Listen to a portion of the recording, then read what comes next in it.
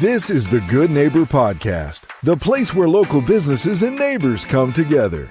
Here's your host, Regina Lee. Good morning, Shawn. How are you today? Good morning, Miss Regina. I'm doing wonderful. I hope you are. I am. Let me properly introduce you. Your name is Shawn Gantkowski. I hope I'm pronouncing that right. Perfect. Yes, ma'am. Perfect. And you and your wife are the owners of Dog Training Elite, and you're here in the Charlotte metro area. I'm super excited because I stumbled upon your website and the reviews are phenomenal. So tell us a little bit about your business. Well, thank you very much. We were extremely excited to get your email to have us on your podcast. So thank you very much. So yeah, Sharon and I, we own Dog Training Elite Charlotte. It's an in-home based training company, which means we come to the client's home to teach their dog in their environment, so that the dog is learning rules, boundaries, and structures with their family, in their home, in their environment, for dogs that qualify, which I would say is 95% of most family dogs. It's also a much more home field advantage for the client, where they'll feel a lot more relaxed and more receptive to learning than kind of going somewhere, fighting through traffic, getting stressed out in a new environment, and trying to learn something completely new to them, like dog training. So being in their own home, it's much more relaxed, and then they're able to kind of be more receptive to that learning modality. Yeah, I bet you wish everybody, when they got their puppy at first, just went ahead and leaped into proper dog training. I would guess many people kind of wait too late, and then you also have to train the owners, right? Yes, that is absolutely right. We do see a huge difference when clients start at a young age, while that puppy's brain is still kind of forming on what it needs to associate people, places, and environments and associated behaviors. And yes, a lot of dog training is just that. It is teaching the animal human concepts, but it's also teaching the humans how to understand their dog. They are a different animal, and it's very, it can be very not conducive for the dog when we humanize them all the time, like we're taught to through television and Hollywood and sometimes pet retail. So understanding that our dog is a different animal and how Mother Nature intended them to operate gives us a lot more confidence, knowing that we're effectively communicating with them. So we have a lot more patience with them. We have a lot more confidence in those environments where our dog may be reactive or scared or nervous. We know what to do because of a better understanding of the way our dog's brain works. But yes, we've trained as old as 14-year-old dogs, but the earlier, the better, for sure. Absolutely. How in the world did you get into this? That's a great question. I was just like everybody else. I was working a job, I had a great job, a long career in an industry. And it was, I've always been a fan of whether it's a large or small company. I've always liked the intimacy. I like to work for a company that had a heartbeat, and I was working for a great company. The owner had passed away, and I'm sure this story it could be told over and over again, where the children took over, become a lot more corporate. The heartbeat left the company I was working for, and it was just numbers on spreadsheets, and it just wasn't what I was looking for. And I kind of held on to it for longer than I should have. And we agreed to part ways. I took 7 months off and said, you know what, I just take a break. I worked really hard for a long time and just wanted to see what else was out there to do and completely just change it up. And took 7 months off to figure out what is it that I want to do. And I agreed that I'll do anything else but that. And I said, let's just try something else in life. And I came across a wanted ad for a dog trainer for a local company in Charlotte. And I started looking into it, and I realized it was a franchise. So I looked into different franchises, and then I saw one that hit all the marks for our family. And they were a small, intimate company from the West Coast that we were their 7th franchise at the time. And now they have 325 across the country. So everything just kind of fell into place. It was really, really cool.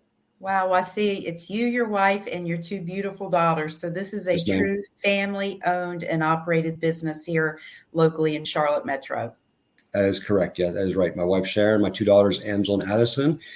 Sharon is she's the brains and the pillar of the business. She's the one that everybody's talking to. She's the one that is the duck's feet under the water, if you will. And Angela and I are doing the in-home stuff for the most part. And Angela's responsible for all our social media as well. So anything anybody sees out there in the public is all Angela.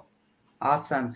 So I'm on your website. You guys offer so much. Why don't you walk us through just a broad overview of the services you guys offer?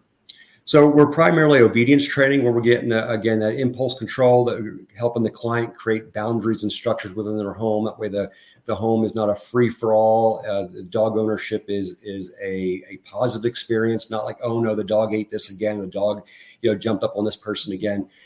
We also offer therapy dog training for clients that want to take their dog to assisted living facilities or libraries, schools, things of that nature. Or if it's just a facility dog, somebody owns their own private practice, whether that's in the medical, the dental, or the psychiatry, they're able to take a therapy dog to help with their clients. We're getting lots of venues such as police and fire departments are seeing the huge need for therapy dogs as a part of their team. To help with people who are going through traumatic experiences. The dogs really kind of help provide that calming effect for people in those moments. And then we also offer service dog training for clients with, say, psychiatric needs, mobility support needs, diabetic alert needs, or just alerting needs. So those are kind of the services that we offer. That's amazing. Yeah, I can't imagine the before and after stories that you can probably share and the happiness you bring to a family when they kind of get all that under control. Yeah, so that's one of the big myths in dog training is a lot of people don't think that their dog can be like the dog that they're seeing that's being trained, and it's nothing can be so far from the truth. It's just like humans, we can all be a better version of ourselves if we put effort and focus on that. And everyone's dog can be much calmer and more stable no matter the environment. And there are folks that they're hung up on they just want to throw treats at dogs, and they think that's their dog will love them more. And again, another myth in that industry is that we want to be more balanced.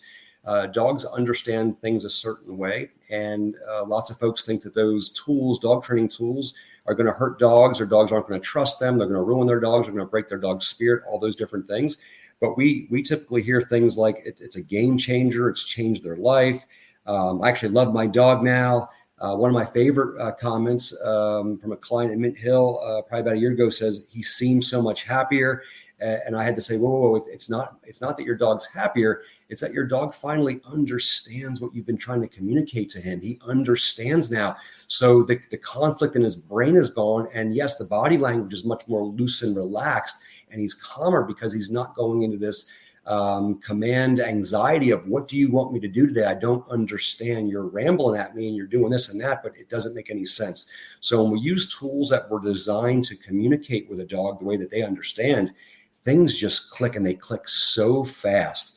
So then, yes, we do get those comments like, yes, my dog seems happier. Yeah. And they go from avoiding their neighbors and dogs to where we're actually trying to walk around people and dogs. We're trying to find people in our neighborhood to walk by because our dog's not barking or jumping up or being reactive. So now it's like a game. Those families, they're walking in peak hours instead of walking when everybody's getting ready for bed and trying to sneak their dog out for a late night walk. They get to do it with everybody else. Oh, I've been there. That's amazing. That the psychology behind just I've never thought of it from the dog's point of view.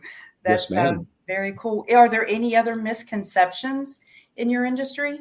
Yeah, there's definitely a lot. Obviously, the dog training tools is going to be the largest one.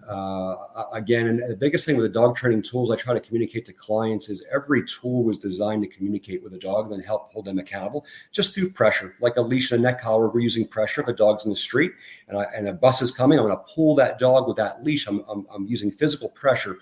But what happens if that dog is off leash? What if that dog is in a situation where I can't communicate? I have not used any tools to teach that dog. So using dog training tools is just using a different pressure system to help the dog understand and make those decisions along with the sound of our voice. So they're making better decisions and it becomes autopilot. So now if my dog's in the middle of the street chasing that squirrel and I say, Snoopy, come, it's an auto response to that word because we've taught them through tools on how to turn that pressure off and what that pressure means. So that's the biggest thing. Also, the client has to understand that every tool is just a tool. It's the energy and the intention behind it. So again, a butter knife is a very humane tool if I use it the way it's designed. But if I threaten my wife because we didn't do the laundry on time, now I've taken that same tool and I've put negative energy to it. So it's not the tools that are harmful to dogs. It's actually the people behind the tools. And a lot of times we get focused on what the internet says about what somebody did with an emotional knee-jerk reaction to their dog's response. So having somebody come out there and teach you the techniques and the modality on how to use the dog training tools, the way they were engineered, is the difference. But as far as other myths in our industry, is again, we talked about a little bit about it. My dog can't do it. We can cultivate, calm and stability with any family dog. Some dogs are a little bit more higher drive, need a little bit more work, but that's where we're able to kind of help set up that exercise structure for that client so they know how to work their dog. Again, another myth is training is for the dogs. If I'm being honest, the dogs are the easy part for dog trainers. It's getting the humans to kind of get down the dog's level and understand that a dog will never be able to go against its instincts. As a human, we can go against our instincts and kind of get down on animals' level and help them think, but the dog will never be able to be a logical, intellectual creature like we are. So it's really important that we do understand the way their brain functions so that we can look at their body language, realize they're communicating to us in every moment of their life. It's just that we're verbal creatures and they're not. They don't have that voice in their head. So kind of getting us to understand them is the piece that we try to fill in the dog training community, is really kind of communicate to that client, not just train the dog concepts. I think anybody can do that. There's lots of great dog trainers out there, but we try to fill that void where we're really communicating with the humans on why we're using this command, why your dog is doing this, so that, again, that client has that understanding and a lot more patience when it's coming to dealing with their dog. And then therefore it's a much deeper relationship with their animal. And they're looking forward to doing more things with their dog. And the last myth I can think of is, again, there's a lot of focus on movement and playtime, meaning they go in the dog parks, throwing Frisbees and the balls and the breweries. And what we're doing by doing that is we're just cultivating movement and what I call the squirrel brain. So there's nothing wrong with exercising our dogs physically, but we also want to make sure that we're exercising the mental, again, getting their energy out mentally by giving them jobs to do, and then also exercising the calmness. We don't just want to take a dog that's got the zoomies, walk them for 10 miles where they're all over the place on that walk, bring them right back into home, and they're still not wore out.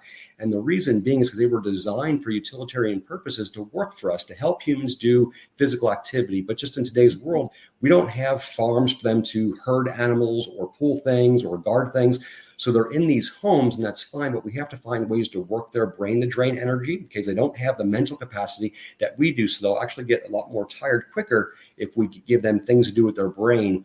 And then also we want to cultivate calmness. Again, we don't want the dog to where their brain can't turn off or where they're just running around where it looks like they're happy, but they're just like they're zigzagging in and out of traffic. They're just feeding the arousal in their brain. Their body language is an extension of that. So we want to make sure that we're exercising them physically, we're exercising them mentally, and we're also exercising their calmness so that they have off switches, so that they're not running around like a crazy dog all the time, getting into trouble. And then we just find ways of rationalizing, well, that's just my dog's personality. It's really just their instability. And we just, we love them so much, we just kind of put those narratives on them. So we want to make sure that we understand our dog. So those are the biggest misconceptions that I can think of right off the top of my head in the industry. That is amazing. I just truly have never thought of it from this angle. And so when you're going through the training process, are there training moments that the dog and just you, or is it always with the owner and dog? How does those steps work? Great question. And we prefer, and that's the thing with Dog Training Elite as a brand that we like, is the owner is 100% involved. They see everything. So dog training, we want it to be fun. We want the animal to work with us, but there's just some dogs, clients don't call us because they have that family golden retriever that's doing everything for them, right? That's not the reality. They're calling us because there's something going on in that house. So a lot of times when we show up, especially that first session, the dog doesn't want to work with us. Dog is going to throw that Walmart temper tantrum. I get my way around here. The client's able to see how we stay calm, we stay assertive, we outwork the dog, and then the client's like, well, I can do that. So being able to have hands-on and having somebody there, being very calm and showing them the techniques and being able to see that, it makes them a whole lot more confident to be able to do that as well. Once the dog is kind of working for us right there in front of their home, in front of their neighbors, then we're able to hand everything over to that client and coach them live on how to do that and help critique that. So that when we leave after that first session, we have that foundation. Now we're just going to build on that. That client's got a lot more confidence in handling their dog and understanding on how to communicate to them. And then, of course, the dog has a lot more of an understanding that mom, dad, the children, whoever, they are the leadership in the home, and they do deserve to be respected. And they're not asking for much. They're just asking for a little bit of calm and stability in their home. Yeah, and the dog, all they want to do is love us. But if you can make this all come together, what a happy home that will make. Well, I love what you guys do, your passion, the quality of work. So tell our listeners, how do they find you guys? Well, they can get a hold of the better half of the ownership, Miss Sharon, at 980-680-2030, and they can call or text anytime. And of course, they can also go to Dog Training Elite /Charlotte. Awesome. Shawn, thank you so much. I really appreciate your time today. Thank you, Regina. This has been phenomenal. Thank you for listening to the Good Neighbor Podcast. To nominate your favorite local businesses to be featured on the show, go to gnpsouthcharlotte.com. That's gnpsouthcharlotte.com or call 980-351-5719.